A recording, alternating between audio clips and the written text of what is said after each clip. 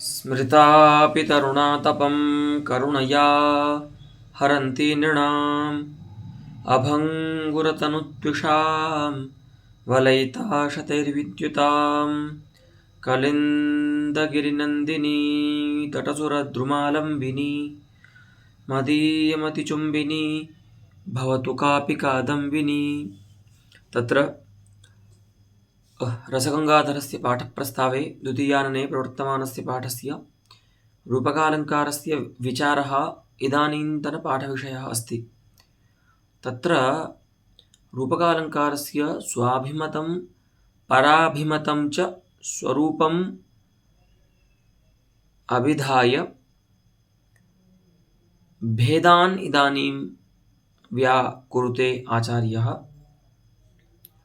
तद्वयम् इदानीं पश्यामः। तत्र सावयवरूपकस्य भेदद्वयमस्ति। सामान्येन समस्तवस्तुविषयरूपम्, अपरम् एकदेशविवर्तिरूपकम्। एतद् भेदद्वयम् अस्माभिः गते पाठे पठितम्। अद्य निरवयवरूपकस्य स्वरूपं वयं ज्ञातुं प्रयतामहे। तो अद्यतनपाठस्य पङ्क्तिरस्ति निरवयवं केवलं यथा।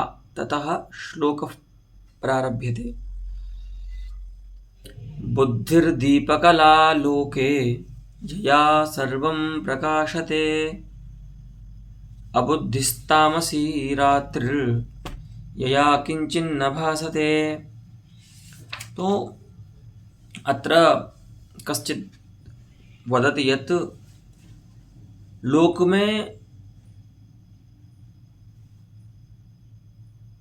क्या ऐसा दीप है जिससे सब कुछ प्रकाशित हो जाए, क्योंकि दीपक से भी सब कुछ प्रकाशित नहीं होता। उसके सान्निध्य में जितने पदार्थ होते हैं वही प्रकाशित होते हैं। तो सभी अर्थों को प्रकाशित करने के लिए कौन सा विलक्षण दीपक है, तो उसके लिए बता रहे हैं कि बुद्धि ही एव दीपकला अस्ति। ठीक है, तो बुद्धि ही दीपकला लोके, लोक में बुद्धि रूप ऐसी दीपों की कला है, दीपों की श्रृंखला है, दीपक ज्वाला है, जो यया सर्वम प्रकाशते, अर्थात जितना भी प्रमेय जात है लोक में उस सभी का ज्ञान हो जाता है। ठीक है, ऐसी दीपकला है बुद्धि।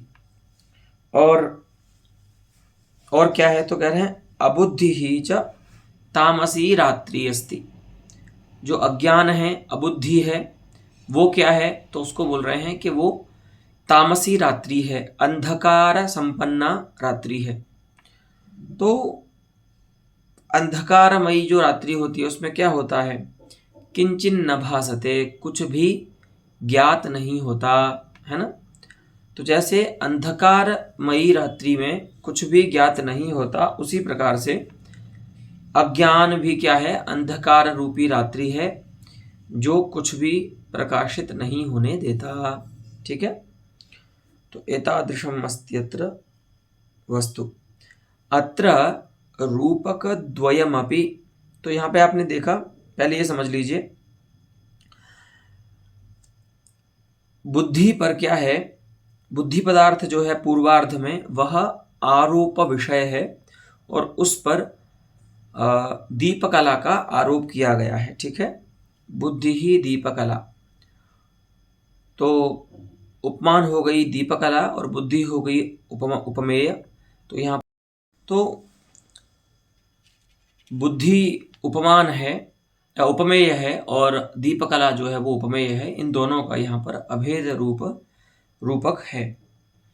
और उत्तरार्ध में अज्ञान जो है वह उपमेय है, यानी आरोप का विषय है, और तामसी जो रात्रि है वह आरोप्यमान है, यानी उपमान है। तो उन दोनों का यहाँ पर अभेद है उत्तरार्ध में। इस प्रकार से ये जो दो रूपक हैं वही कहा जा रहा है कि अत्र रूपक द्वयमपि सापेक्ष रूपक संघातात्मकत्व विरहाद निरवयवम। पहली बात तो ये है कि इन दोनों रूपकों में परस्पर सापेक्ष निष्पत्तिकत्व नहीं है, अर्थात एकम रूपकम स्वनिष्पत्तये रूपकान्तरं नापेक्षते। हाँ, तथैव अपरमपि रूपकं तस्य निष्पत्तये एतद्रूपकं नापेक्षते इति नैरपेक्षमस्ति मिथः। अतः मिथो नैरपेक्षेण वर्तमानत्वात् इदं निरवयवम् अस्ति। और संघातात्मक नहीं है ये, वो तो है ही नहीं, चलिए सापेक्ष तो है ही नहीं, उसके बाद संघात भी नहीं है ना। तो ऐसे संघात तो कह सकते हैं कि दो रूपक तो हैं ही, लेकिन सापेक्ष रूपक संघातात्मकत्व नहीं है इनमें, माने ऐसे रूपकों का संघात नहीं है जहाँ पर सभी रूपकों में परस्पर उनकी निष्पत्ति के लिए अपेक्षा हो, है ना। जैसे पहले के पद्यों में आपने देखा सावयव रूपक में कि एक रूपक अलंकार की निष्पत्ति के लिए उसको दूसरे रूपक की अपेक्षा होती है, ऐसा यहाँ पर नहीं है, दोनों निरपेक्ष हैं। और केवल कैसे है ये, तो मालात्मकत्व विरहाच्च केवलम, तो आपको पता है जहाँ पर मालात्मकत्व नहीं होता जिस रूपक या उपमादि का, वो केवल रूपक या केवल उपमा के विषय में तो है ही नहीं ऐसा। तो मालात्मकत्व क्या है, तो मालात्मकत्व आपको बताया था कि जब एक आरोप विषय के अनेक आरोप्यमाण हों, रूपक में उपात्त हों, तो वहाँ पर आरोप्यमाणों के अनेक होने पर एक माला जैसी उपमानों की बन जाती है, इसीलिए उसको हम माला रूपक कहते हैं। ठीक है, तो यहाँ पर ऐसा नहीं है, इसीलिए ये जो रूपक अलंकार है वो केवल है और निरवयव है। तो परस्पर सापेक्ष रूपक संघातात्मकत्व के नहीं होने से ये निरवयव रूपक है ना, और मालात्मक नहीं होने के कारण केवल है। ठीक है, माने जो आरोप है ना, रात्रि का अज्ञान पर, दीपक का बुद्धि पर, वे आरोप उन आरोप्यमाणों के जो अवयव हैं, उन अवयव के आरोपों के साथ नहीं हुए हैं, उनसे रहित हैं, माने शुद्ध अंगी मात्र का ही आरोप है, उनके अंगों का आरोप, उनके अवयवों का आरोप नहीं किया गया है, ऐसे सरलता से भी समझ सकते हैं। ठीक है, तो इस प्रकार से ये निरवयव केवल रूपक का उदाहरण था। अब इसी का माला रूपक का उदाहरण देते हैं। देखिए, निरवयवम माला रूपकम यथा धर्मस्यात्मा भागधेयं क्षमायाः सारसृष्टेर्जीवितं शारदायाः आज्ञा साक्षात् ब्रह्मणो वेदमूर्तेः आकल्पान्तं राजताम् एष राजा। तो यथा पद्यस्य तुरीयेन चरणेन भवन्तः ज्ञास्यन्ति, किसी राजा का वर्णन है और उस राजा के लिए कह रहा है कवि कि एष राजा, यह जो प्रस्तूयमान जो भी वर्ण्यमान राजा है वो क्या करे, आकल्पांतम राजताम, उसका जो राज है वह कल्प के अंत तक रहे, कल्प पर्यंत रहे, कल्पांत तक रहे। ठीक है, तो अब ये राजा है वो है कैसा, तो बता रहे हैं।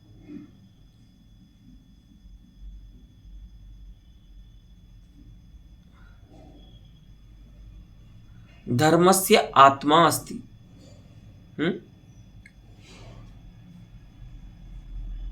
अर्थात आत्मरूपः अस्ति, साक्षात धर्म रूप ही है।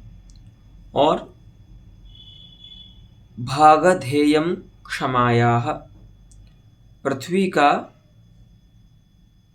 भागधेय है, तो क्षमा शब्द के दोनों अर्थ ले सकते हैं। गुण रूप जो क्षमा होती है तितिक्षा, और क्षमा माने पृथ्वी। तो धर्मात्मा है कहने का अभिप्राय यह है, और दूसरा पृथ्वी का भाग्य है, सौभाग्य है। और क्या है? सारः सृष्टेः सृष्टेः ब्रह्मणा निर्मितस्य सर्गस्य अयं सारः अस्ति। सारो नाम यः सर्वापेक्षया उत्कृष्टः पदार्थः भवति सः सारपदार्थः उच्यते। जो किसी पदार्थ के जितने भी परिणाम होते हैं ना, उन परिणामों में सबसे उत्कृष्ट जो होता है और जिसका फिर कोई परिणाम नहीं होता, उसको सार कहते हैं। जैसे पयः पदार्थ जो है दूध, उसका सार क्या है? तो घृत है। ठीक है भाई, दूध से दही बनता है, दही से फिर नवनीत बनता है, नवनीत से जो बनता है अंतिम में, और फिर उस घृत का कोई विकार नहीं है ना, तो उसको सार कहते हैं। और सबसे आप देखिए, सबसे महंगा भी कौन होता है? सभी पदार्थों में घी ही होता है। दूध, दही, मक्खन की अपेक्षा घी ही महंगा होता है। तो सारः अर्थात प्रकृतौ ब्रह्मणः निर्मितौ यावन्तः अर्थाः सन्ति तदपेक्षया अयम् उत्कृष्टः पदार्थः अस्ति, अतः अयम सृष्टेः सारः अस्ति। अयम राजा, ये जो राजा है वो ब्रह्मा की निर्मिति का सार है, अर्थात सर्वोत्कृष्ट पदार्थ है। और क्या है? शारदायाः जीवितम, भगवती जो शारदा है, वाग्देवी, उनका ये प्राण है। विद्वान भी है ये राजा, है ना, वही बता रहे कि शारदायाः सरस्वत्याः जीवितमस्ति, अर्थात प्राणभूतः अस्ति। और क्या है? आज्ञा साक्षात ब्रह्मणोः, ब्रह्मा जी भी कैसे हैं? तो उनको बता रहे हैं कि जो वेदमूर्ति ब्रह्मा है, ऐसे ब्रह्मा की ये साक्षात आज्ञा है राजा, है ना, उनका आदेश है। तो देखिए, आरोप्यमाण पदार्थ क्या है? धर्म, माने धर्म का स्वरूप, सौभाग्य, पृथ्वी का सार, शारदा का प्राण, ये सभी आरोप्यमाण पदार्थ हैं यहाँ पर। और ये अनेक हैं। तो आरोप्यमाणों के अनेक होने पर भी जो आरोप का विषय है वो एक ही है। यहाँ पर देखिए, राजा जो पदार्थ है वो एक ही आरोप का विषय है, माने एक ही उपमेय है, और उसके अनेक उपमान यहाँ पर वर्णित हैं, इसीलिए ये माला रूपक है। सबसे पहले तो ये जान लीजिए। अच्छा, संघात तो यहाँ पर भी है रूपकों का, है ना, कि धर्मस्वरूपारोप्यमाणकः राज विषयकः यः अभेदः अस्ति सः एकः आरोपः। पुनः क्षमाभागधेय विषयिकः राज विषयकः द्वितीयः आरोपः। ऐसे अनेक आरोप हैं। वहाँ पर केवल समानता ये रहेगी कि जो विषय है आरोप का वो एक ही रहेगा, आरोप्यमाण जो है वो बदलते रहेंगे। लेकिन ये देखा जाए तो आरोप जो है वो यहाँ पर अनेक हैं, तो उनका संघात तो है, लेकिन संघात होने पर भी परस्पर सापेक्ष निष्पत्तिकत्व नहीं है। माने जितने भी आरोप हैं वे एक दूसरे की अपेक्षा नहीं करते हैं निष्पत्ति में, इसीलिए ये निरवयव भी कहलाएगा रूपक। तो इदं पद्यमस्ति निरवयवस्य मालारूपकस्य उदाहरणम। ठीक है, वही कहते हैं कि एक विषयक नाना पदार्थारोपत्वात् मालारूपमिदम्। एक विषय के नाना पदार्थों का जो आरोप है एक विषय में, तो यहाँ पर देखा आपने एक राजा रूप विषय है, उसमें अनेक पदार्थों का आरोप है। तो एक विषय का नाना पदार्थारोप रूपत्वात्, यह जो रूपक है वो माला कहलाएगा। अच्छा, ये निरवयव कैसे है? तो कहते हैं परस्पर सापेक्षत्व विरहाच। निरवयवम। यद्यपि संघात रूपमिदमस्ति, संघातात्मकमिदमस्ति, क्योंकि यहाँ पर अनेक रूपक हैं तो संघात रूप तो ये है, लेकिन परस्पर सापेक्ष निष्पत्तिकत्व या परस्पर सापेक्षत्व नहीं है इन सभी आरोपों में, इसीलिए ये निरवयव कहलाएगा। अस्तु, तो निरवयवत्व प्रयोजकः मालात्व प्रयोजकश्च अत्र अवश्यम निश्चेतव्यः। कि माला रूपक को क्यों कह रहे हैं या निरवयव क्यों कह रहे हैं, ठीक है। फिर कहते हैं यत्र च आरोप एव आरोपांतरस्य निमित्तम तत्परम परितम। देखिए, रूपकालंकार के मुख्य 3 भेद बताए थे, सावयव, निरवयव, परंपरित। सावयव के 2 भेद हैं, निरवयव के भी 2 भेद हैं, और परंपरित के 4 भेद बताए थे। ऐसा कह करके 8 जो प्रकार हैं रूपकालंकार के, वो पंडित राज ने उनकी प्रतिज्ञा की थी उद्देश्य काल में। उसमें जो तृतीय भेद है, मुख्य भेद रूपक का, परंपरित रूपक, उसका लक्षण कर रहे हैं, ठीक है।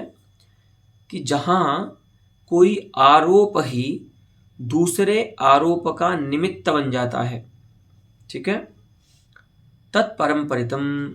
आचार्य विश्वनाथ का भी लक्षण है, यत्र कस्यचिद आरोपः परारोपण कारणम, ठीक है। कि जहां पर कोई एक आरोप दूसरे आरोप का निमित्त बन जाए, ऐसे दोनों आरोपों को मिला करके हम परंपरित रूपक कहते हैं। वहां पर फिर एक रूपक वो नहीं रहता है, ठीक है। तो यत्र द्वयोः रूपकयोः अथवा आरोपयोः उपायोपेय भावः भवति, अर्थात कार्यकारण भावः भवति, तत्र परंपरितं रूपकं भवति, ठीक है। तत्रापि समर्थकत्वेन विवक्षितस्य आरोपस्य श्लेषमूलकत्वे श्लिष्टपरंपरितम्। अब ये और समझ लीजिए कि तत्रापि अर्थात परंपरित रूपकेपि, यह जो हमने आपको परंपरित रूपक बताया है, इसमें भी एक और फिल्टर लगाना है, एक और भेद करना है। वो ये है कि ये कभी श्लिष्ट होता है, कभी अश्लिष्ट यानी शुद्ध होता है, ठीक है। तो शुद्ध का तो आपको समझ में आ ही जाएगा, उसमें कोई भेद नहीं है। जो श्लिष्ट नहीं होता वो शुद्ध होता है। लेकिन श्लिष्ट परंपरित कौन सा होगा, तो कह रहे हैं देखिए भैया, जो 2 आरोप जिनमें आप कार्य कारण भाव मान रहे हैं, उनमें जो उपायभूत आरोप है वो समर्थक आरोप होता है, और जो उपेय है यानी कार्यभूत जो आरोप है उसको हम समर्थ्य आरोप कहते हैं। तो समर्थ्य आरोप को आचार्य ऐसा बोल रहे हैं कि कभी भी वो श्लेष मूलक नहीं होगा। जब भी होगा तो श्लेष केवल समर्थक यानी उपायभूत कारणभूत आरोप में ही श्लेषालंकार हो सकता है। तो अलंकार मत कहिए उसको, श्लेष कहिए खाली। तो समर्थक रूप में विवक्षित यानी कि कारण के रूप में जो 2 आरोप हैं, उनमें से जो कारण के रूप में विवक्षित आरोप है, उस आरोप के श्लेष मूलक होने पर, समझे भाई, 2 आरोप हैं, एक कारण रूप आरोप है, एक कार्य रूप आरोप है। तो कार्य रूप आरोप तो हमेशा अश्लिष्ट ही रहेगा, लेकिन जो कारण रूप आरोप है उसी को हम समर्थक आरोप कहते हैं। तो जब वह समर्थक आरोप, समर्थक के रूप में विवक्षित आरोप श्लेष मूलक हो जाएगा, अर्थात उसमें किसी शब्द में श्लेष आ जाएगा, तो ऐसे परंपरित रूपक को हम श्लिष्ट परंपरित रूपक कहते हैं। वही बताया। तो यथा, उसका उदाहरण दे रहे हैं, ठीक है। तो ये हो जाएगा आपका श्लिष्ट परंपरित रूपक का उदाहरण देखिए।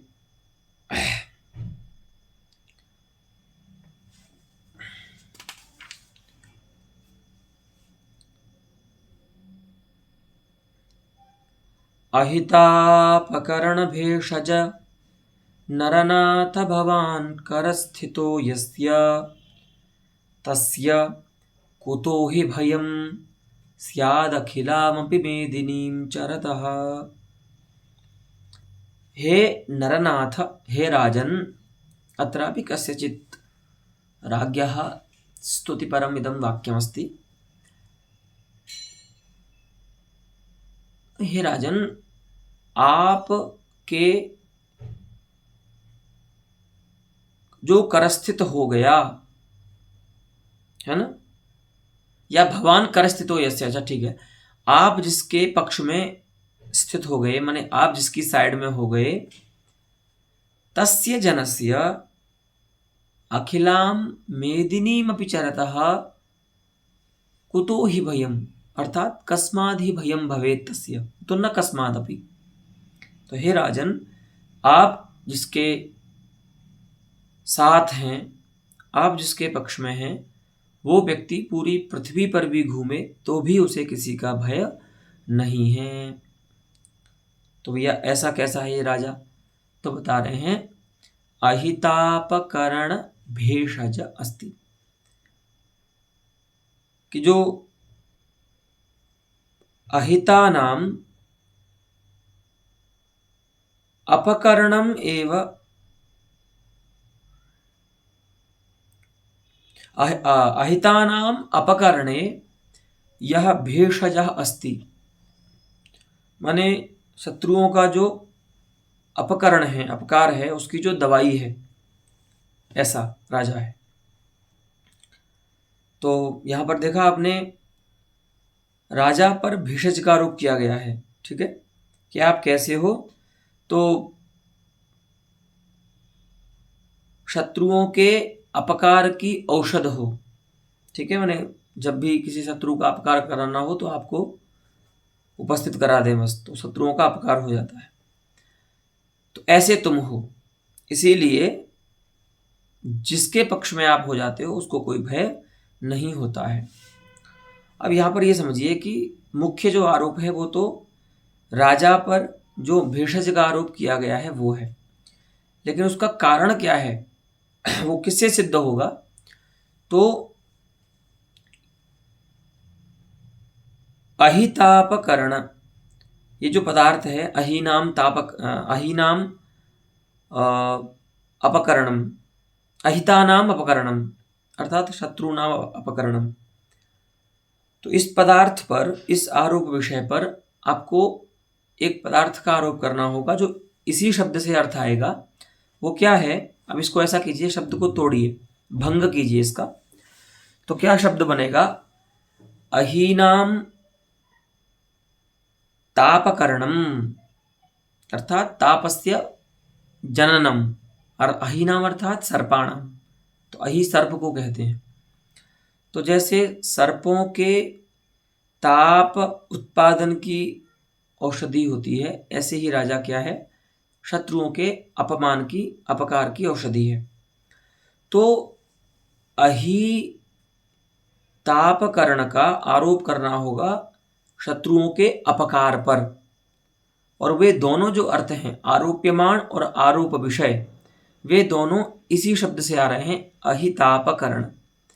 एक बार हम उसका ऐसा विग्रह कर रहे हैं कि अहितानाम अपकरणम अहितापकरणम, और दूसरा हम अर्थ करेंगे जब उपमान के पक्ष में, तब उसका विग्रह करेंगे अहीनाम तापकरणम, अर्थात सर्पाणाम तापोत्पादनम।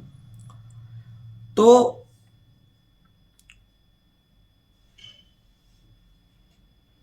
सर्पों के तापोत्पत्ति रूप जो शत्रुओं का अपकार है, उसकी औषधि रूप हे राजन, ऐसा रूपक होंगे।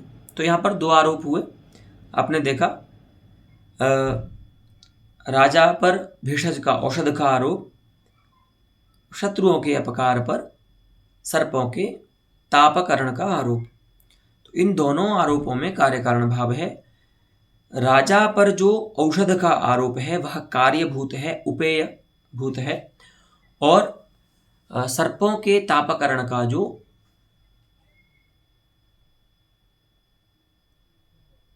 शत्रुओं के अपकार पर जो आरोप है वह कारणीभूत है, उपायभूत है। ठीक है, इसी को कहते हैं समर्थक आरोप। तो ये जो समर्थक आरोप है ना, उसमें आपने देखा कि कैसे हमने श्लेष की सहायता से दो अर्थ किए, है ना, भंग श्लेष की सहायता से दो अर्थ किए।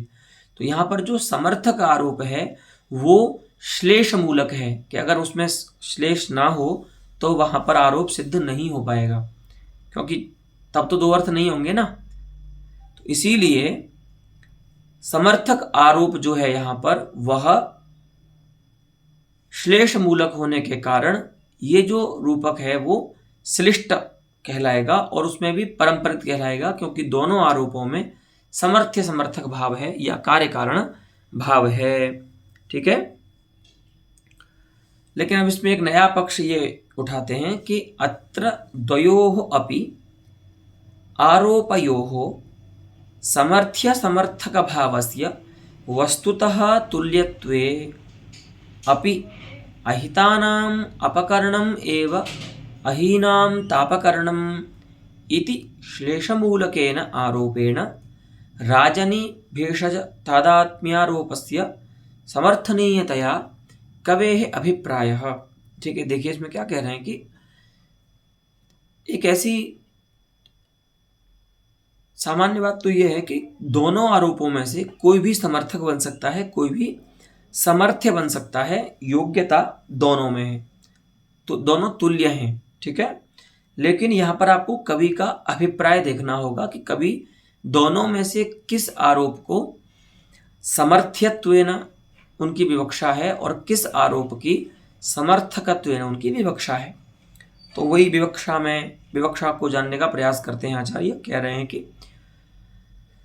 वस्तुतः तुल्यत्वेपि, कि दोनों आरोपों में जो समर्थ्य समर्थक भाव है वो तुल्य है, फिर भी अहितानाम अपकरणमेव अहीनाम तापकरणम, ये जो पहला आरोप है उसके श्लेष मूलक आरोप होने से, उस श्लेष मूलक आरोप के द्वारा राजनी अर्थात राजा में भेषज तादात्म्यारोपस्य, औषध के तादात्म्य का जो आरोप है वह ही समर्थनीय है। अर्थात कवि सर्पों के तापकरण का जो अभेद कर रहा है शत्रुओं के अपकार में, उस अभेद से, उस रूपक से राजा में जो औषध का आरोप है उसको सिद्ध करना चाह रहा है। तो तस्य द्वितीयस्य आरोपस्य समर्थनीयतया कवेः अभिप्रायः अस्ति, ऐसा तो कवि का अभिप्राय है। इदानीं प्रश्नः भवति पंडितराजाय कि कथं भवान् अभिप्रेतवान् अभिप्रायं, हैं, कवेः अभिप्रायं कथम अभिप्रेतवान् पंडितराजा, कैसे जाना?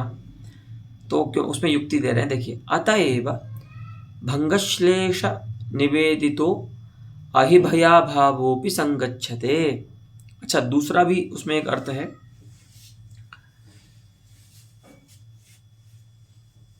देखिए,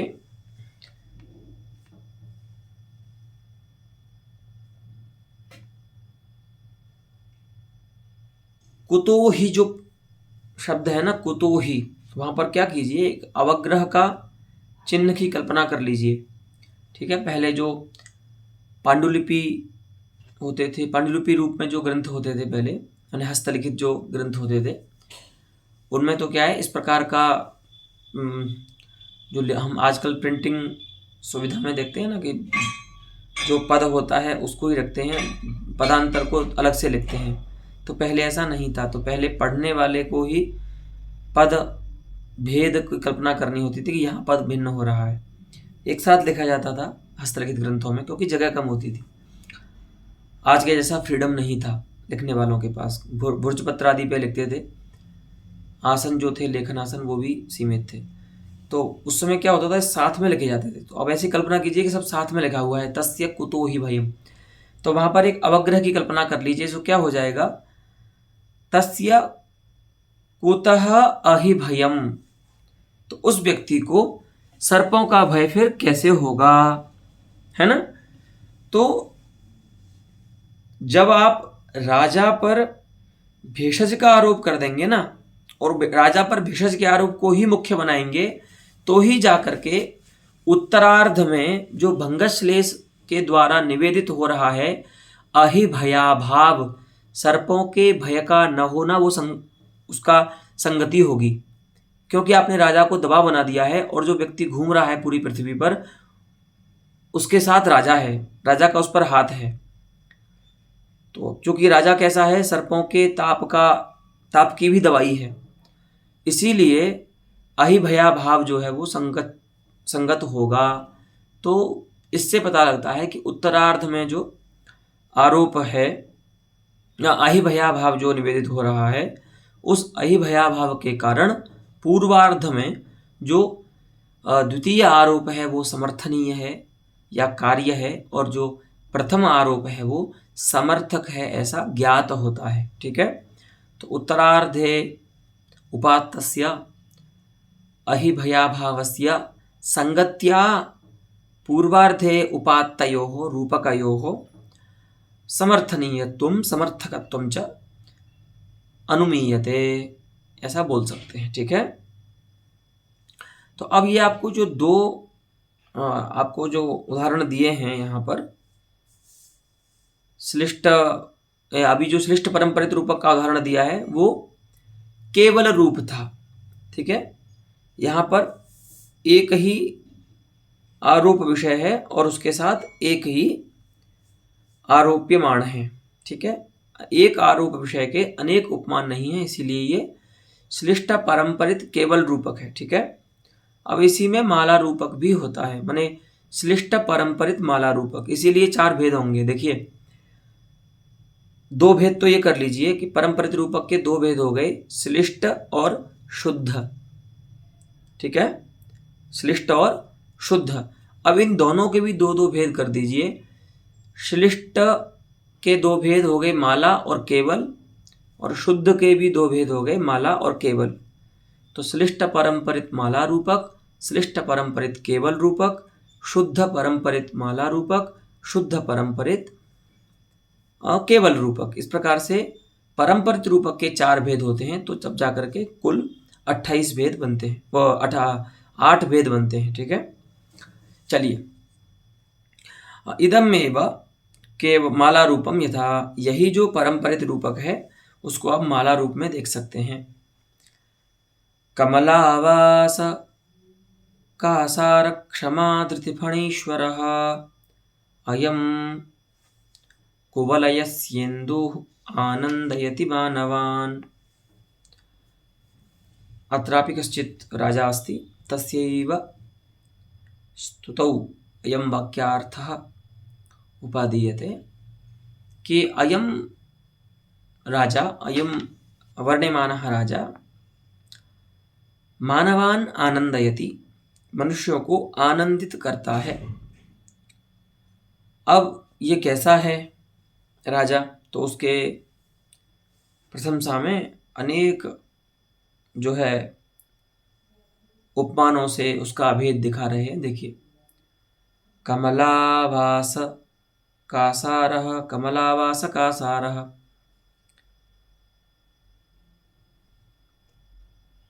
कमला नाम लक्ष्मी, तस्याः वासः एव कमलानाम् आवासः इति कमलावासः। ठीक है, तो यहाँ पर आपने देखा लक्ष्मी का जो वास है वह आरोप का विषय है, और उसमें आरोप किया जा रहा है कमलों के आवास यानी सरोवर का। तत्र मने कमलावासे अयम कासारः अस्ति, सरोवरों में ये कैसा है, कासार रूप है। ठीक है, सरोवर कमल संपन्न सरोवर जो होता है वो कासार कहते हैं, वो कासार है। और क्षमा धृति फणीश्वरः, क्षमायाः तितिक्षायाः धृतिरेव क्षमायाः पृथिव्याः धृतिः, क्षमा के धारण करने में, अच्छा वहाँ पर भी उसी प्रकार से करेंगे। तो क्षमा रूप जो गुण हैं उस गुण को धारण करने में, उस गुण को धारण करना कैसा है, तो पृथ्वी को धारण करना है, माने पृथ्वी के धारण करने का अभेद क्षमा रूप गुण को धारण करने में ला रहे हैं। ठीक है, तो क्षमायाः अर्थात तितिक्षायाः धारणम एव पृथिव्याः धारणम इति क्षमा धारणम क्षमायाः धृतिः तस्याम क्षमायाः धृतौ अयम फणीश्वरः। ये कैसा है, फणीश्वर है, सर्प है ना, नाग है। और अयम कुवलयस्य इंदुः है ना, चंद्र है। तो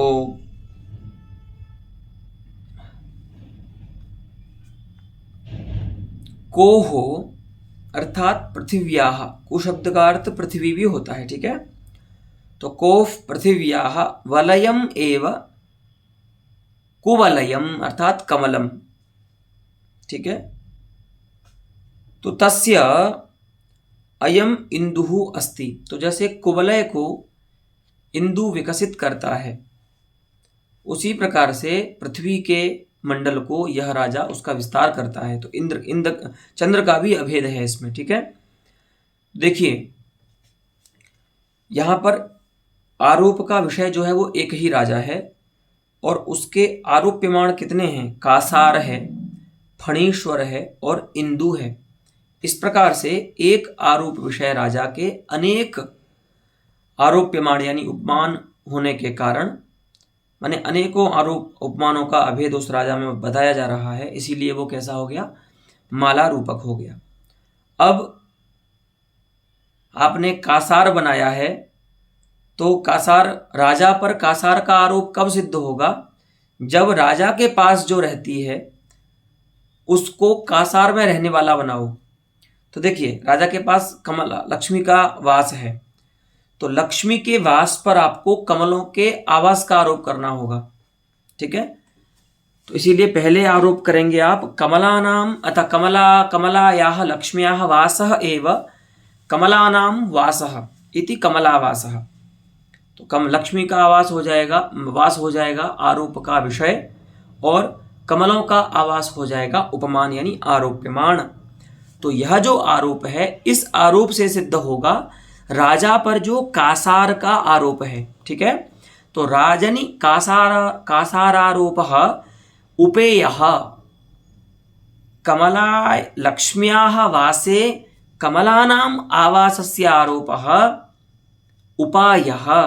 ठीक है, तो इस प्रकार से कार्य कारण भाव यहां पर दो आरोपों में हो रहा है, इसीलिए ये क्या हो जाएगा, परंपरित रूपक हो जाएगा।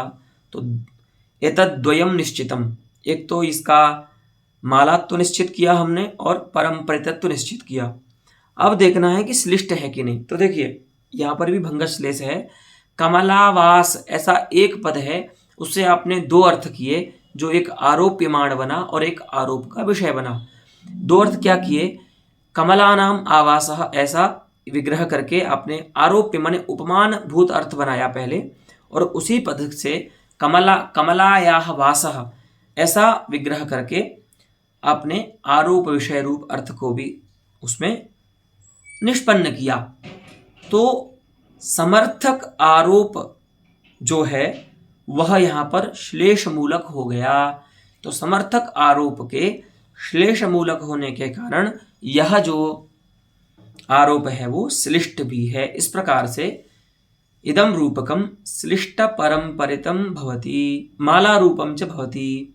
ठीक है, इसी प्रकार से आपको अन्य दो रूपकों में भी विचार करना है जो इसी पद्य में है। एक तो क्षमा की धृति में, माने क्षमा रूप गुण के धैर्य में आपको पृथ्वी के धैर्य का आरोप करना होगा, और यह जो आरोप है वह समर्थक है और ये श्लिष्ट है, क्योंकि क्षमा शब्द के आपने दो अर्थ किए हैं, एक तो क्षमा रूप तितिक्षा गुण राजा का और दूसरा पृथ्वी, तो ये भी श्लिष्ट है। ठीक है, परंपरित भी हो जाएगा, क्योंकि क्षमा के धैर्य पर जो पृथ्वी के धैर्य का आरोप है वह राजा पर शेष के आरोप का कारण है। ठीक है, उसी प्रकार से आपने जो पृथ्वी के वलय पर भूमंडल पर कुवलय का, कमल का आरोप किया, रात्रि कमल का आरोप किया, वह आरोप कारण है राजा पर चंद्र के आरोप का। तो इस प्रकार से तृतीय आरोप भी परंपरित हो जाएगा। और यहाँ पर भी आपने कुवलय जो शब्द है उसके दो अर्थ किए हैं, कोफ पृथिव्याः वलयः, कुवलयः, और वलयम और कुवलयम, इस प्रकार से दो अर्थ इस शब्द से करने के कारण जो समर्थक आरोप होगा वह यहाँ पर भी श्लेष मूलक हो जाएगा। तो ये भी आरोप श्लिष्ट परंपरित रूपक का ही होगा। ठीक है, इस प्रकार से। लेकिन अब आप इसमें ऐसे मत बोलना कि 3 श्लिष्ट परंपरित रूपक हैं, एक ही है, क्योंकि माला रूप है। ठीक है, यद्यपि आरोप्यमाणानां त्रैविध्यमस्ति तथापि आरोप विषयस्य एकत्वात् इदं मालारूपकम् एकमेव रूपकं सिद्ध्यति। अस्तु अस्तु तर्हि एतावता एव अलम् अद्यतनपाठेन। पुनः शुद्ध परंपरित रूपकम् अग्रे ज्ञास्यामः। धन्यवादः।